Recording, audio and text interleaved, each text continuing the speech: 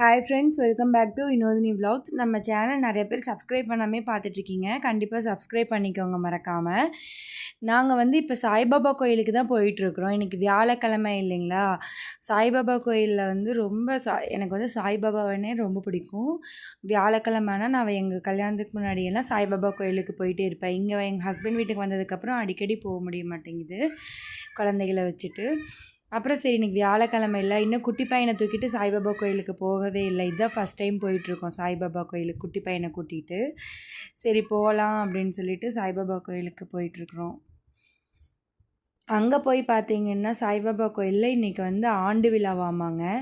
சூப்பராக இருந்தது. சாமியை பார்க்குறக்கே அவ்வளோ ஒரு இதாக இருந்தது. மனசு ரொம்ப திருப்தியாக இருந்தது. சாய்பாபா கோயிலுக்கு போயிட்டு வந்தோன்னையுமே எனக்கு சாய்பாபா நிறைய மிராக்கள்லாம் நிறையா பண்ணியிருக்கிறாங்க. நான் அதெல்லாம் லாங் வீடியோவில் உங்கள்கிட்ட ஷேர் பண்ணுறேன். நீங்களும் சாய்பாபா கோயிலுக்கு போவீங்களான்னு சொல்லுங்கள். சாய்பாபா கோயிலுக்கு கண்டிப்பாக போங்க. வாரம் வியாழக்கிழமை எதாக இருந்தாலும் சாய்பாபா கிட்ட வேண்டிங்கன்னா கண்டிப்பாக நடக்கும் 9 வாரத்துக்குள்ளே. நம்பி போகணும் சாய்பாபா கோயிலுக்கு போகும்போது.